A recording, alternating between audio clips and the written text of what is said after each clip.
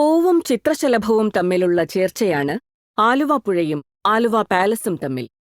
ആലുവാപ്പുഴ എന്നാൽ പെരിയാർ, കേരളത്തിലെ ഏറ്റവും നീളം കൂടിയ നദി.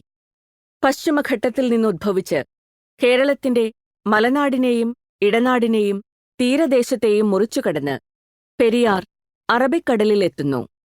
പെരിയാർ ഒഴുകുന്നത് കേരളത്തിന്റെ ചരിത്ര സാംസ്കാരികതകളിലൂടെയാണ്. സ്റ്റോറിയോയ്ക്കു വേണ്ടി ദ ബ്ലൂ ഡോട്ട് സ്കൂൾ ഒരുക്കുന്ന നാം അറിയാത്ത കൊച്ചിയിൽ ഇന്ന് ആലുവ പാലസിന്റെ വിശേഷങ്ങൾ. ഏവർക്കും സ്വാഗതം. കവി വയലാർ രാമവർമ്മ പതിറ്റാണ്ടുകൾക്ക് മുൻപ് പെരിയാർ നദിയെക്കുറിച്ചെഴുതിയ 2 സിനിമാ പാട്ടുകൾ മലയാളികളുടെ മനസ്സിൽ നിറഞ്ഞു നിൽക്കുന്നു. ഭാര്യ എന്ന ചിത്രത്തിലെ പെരിയാറേ പെരിയാറേ പർവ്വതനിരയുടെ പനിനീരേ എന്ന എം രാജയും പി സുശീലയും ചേർന്നു പാടിയ ഗാനം, 1000 പാദസരങ്ങൾ കിലുങ്ങി ആലുവാപ്പുഴ പിന്നെയും ഒഴുകി എന്ന നദിയിലെ പാട്ട്. ഈ 2 പാട്ടുകളിലും ഒഴുകുന്ന പെരിയാറിന്റെ സൗന്ദര്യം വിവരിക്കപ്പെടുന്നു. ആലുവയിലെത്തുമ്പോൾ പെരിയാർ ആലുവാപ്പുഴയാകുന്നു. ആലുവ പാലസിൽ നിന്നുള്ള പെരിയാറിന്റെ കാഴ്ച സാധാരണ മനുഷ്യരിലും കവിഭാവനയുണർത്തുന്നതാണ്. പെരിയാറിനെ മാറ്റി നിർത്തി ആലുവ പാലസിനെപ്പറ്റി ചിന്തിക്കാനേയാകില്ല. വയലാർ രാമവർമ്മയെക്കൊണ്ട് കവിത എഴുതിപ്പിച്ച പെരിയാർ 1 നൂറ്റാണ്ട് മുൻപ് തിരുവിതാംകൂർ മഹാരാജാവിനെക്കൊണ്ട് ഒരു വാസ്തുശില്പ കവിതയും എഴുതിപ്പിച്ചു. അതാണ് ആലുവ പാലസ്. ഇന്ത്യയ്ക്ക് സ്വാതന്ത്ര്യം കിട്ടുന്നതിന് മുൻപ് തിരുവിതാംകൂറിലായിരുന്നു ആലുവ. ഒരിക്കൽ ആലുവ സന്ദർശിച്ച തിരുവിതാംകൂർ രാജാവിനെ പെരിയാറിന്റെ മനോഹാരിത മോഹിപ്പിച്ചു. വീണ്ടും വീണ്ടും അവിടെ വരണമെന്ന മോഹം അദ്ദേഹത്തിനുണ്ടായി. അതിനായി അദ്ദേഹം പെരിയാറിന്റെ തീരത്ത് ഒരു വേനൽക്കാല വസതി നിർമ്മിച്ചു. പൊള്ളുന്ന വേനൽക്കാലത്ത് തിരുവിതാംകൂർ രാജകുടുംബാംഗങ്ങൾ അവിടെ വിശ്രമിച്ച് കളിച്ചുല്ലസിച്ചു. ആലുവ പാലസിന്റെ വാസ്തുവിൽ കലയും എഞ്ചിനീയറിംഗും സമ്മേളിക്കുന്നു. ഇന്ന് കേരള ടൂറിസം ഡെവലപ്മെന്റ് കോർപ്പറേഷന്റെ മേൽനോട്ടത്തിലാണ് ആലുവ പാലസ്. 1000 പാദസരങ്ങൾ കിലുങ്ങി ആലുവാപ്പുഴ പിന്നെയും ഒഴുകി എന്ന പാട്ടിന്റെ പശ്ചാത്തലം പെരിയാറാണ്. എന്നുവച്ചാൽ ആലുവാപ്പുഴ. ആലുവാപ്പുഴയിൽ കെട്ടുവള്ളങ്ങളിലെത്തി കുളിച്ചു താമസിക്കുന്ന 2 കുടുംബങ്ങൾ തമ്മിലുള്ള ഇണക്കപ്പിണക്കങ്ങളാണ് സിനിമയുടെ ഇതിവൃത്തം. അതായത് സാധാരണക്കാരും ആലുവാപ്പുഴയിൽ കുളിച്ചു താമസിക്കാൻ എത്തുമായിരുന്നു എന്നതിന് തെളിവാണ് നദി എന്ന സിനിമ. കാരണം ആലുവാപ്പുഴയിലെ വെള്ളത്തിന് ഔഷധ ഗുണമുണ്ടെന്ന് പരക്കെ വിശ്വസിച്ചിരുന്നു.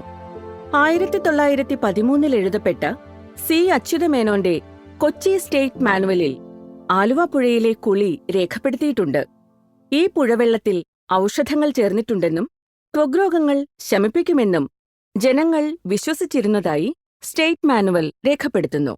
മാർച്ച്, ഏപ്രിൽ, മെയ് മാസങ്ങളിൽ വിവിധയിടങ്ങളിൽ നിന്ന് അസംഖ്യം ജനങ്ങൾ തണുത്തു തെളിഞ്ഞിരിക്കുന്ന ഈ പെരിയാറിൽ കുളിച്ചാനന്ദിക്കുന്നതിനായി എത്തിയിരുന്നു. ആലുവ കൂടാതെ സമീപ പ്രദേശങ്ങളായ ചൊവ്വര, തോട്ടുമുഖം എന്നിവിടങ്ങളിലായിരുന്നു ഇവർ തമ്പടിച്ചിരുന്നത്. പെരിയാറിന്റെ കാഴ്ചയും സാമീപ്യവും അക്ഷരാർത്ഥത്തിൽ ആലുവ പാലസിനെ സുഖവാസ കേന്ദ്രമാക്കിയിരുന്നു. 16, 17 നൂറ്റാണ്ടുകളിൽ കൊച്ചിയിലുണ്ടായിരുന്ന പോർച്ചുഗീസുകാരും 17, 18 നൂറ്റാണ്ടുകളിലുണ്ടായിരുന്ന ഡച്ചുകാരും 18, 19, 20 നൂറ്റാണ്ടുകളിലെ ബ്രിട്ടീഷുകാരും വേനൽക്കാലത്ത് ആലുവാപ്പുഴയുടെ കുളിർമ ആസ്വദിച്ചതായി പഴയകാല രേഖകൾ വ്യക്തമാക്കുന്നു. ഇവരെ കൂടാതെ പ്രമുഖ ജൂത കച്ചവടക്കാരും ആലുവാപ്പുഴയുടെ സൗന്ദര്യം ആസ്വദിക്കാനെത്തിയിരുന്നു. തന്റെ കേരള സന്ദർശനത്തിനിടയ്ക്ക് രാഷ്ട്രപിതാവായ മഹാത്മാഗാന്ധി ആലുവ പാലസിൽ താമസിച്ചിട്ടുണ്ട്.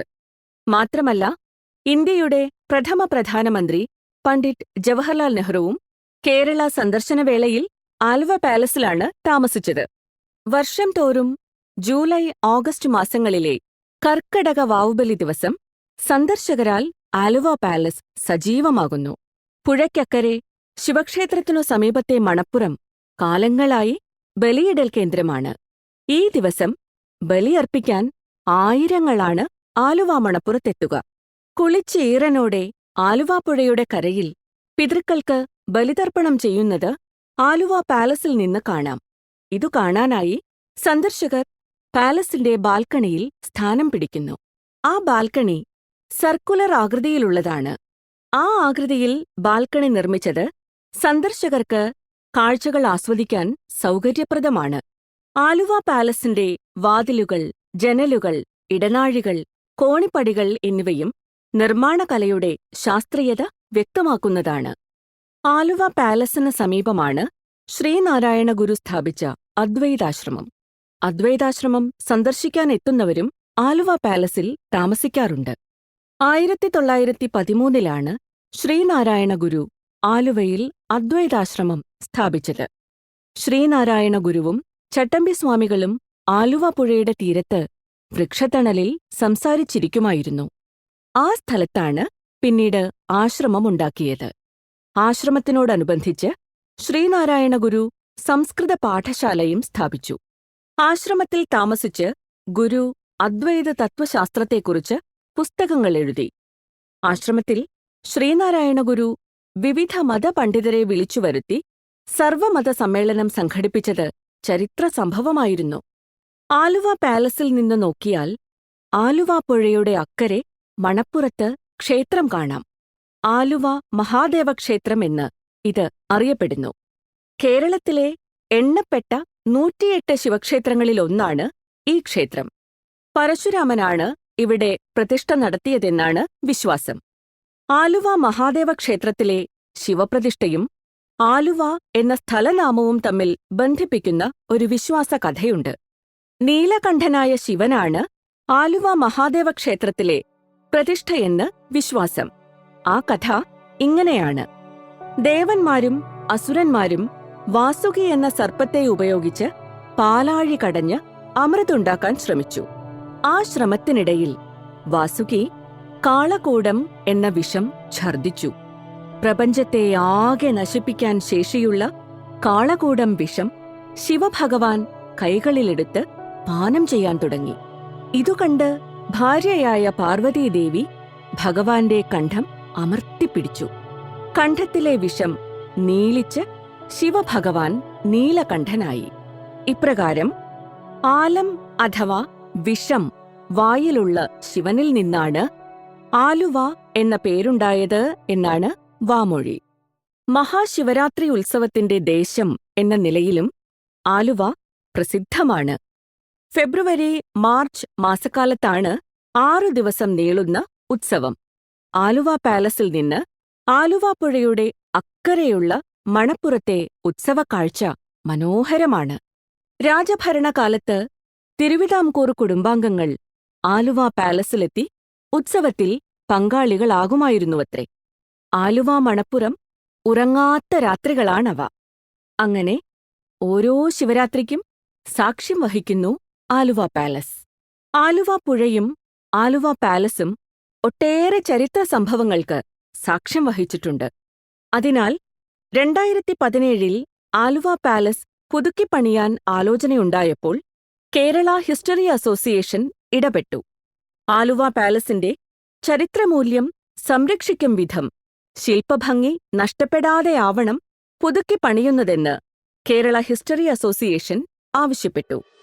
ആലങ്ങാട് നാടുവാഴിയുടെ കീഴിലായിരുന്ന ആലുവ 18ാം നൂറ്റാണ്ടിൽ കൊച്ചിയുടെ ഭാഗമായി. 1750 ആലുവ കോഴിക്കോട് സാമൂതിരി ആക്രമിച്ച് കൈവശമാക്കി.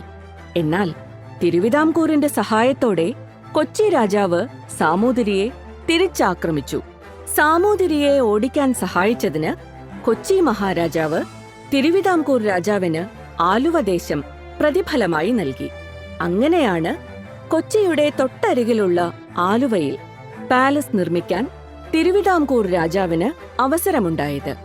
കൊച്ചിയുടെ തൊട്ടടുത്തുള്ള ആലുവ പിന്നീട് കൊച്ചിയും തിരുവിതാംകൂറും ഐക്യപ്പെട്ട് തിരുക്കൊച്ചി രൂപീകരിക്കുമ്പോഴും തിരുവിതാംകൂറിലായിരുന്നു.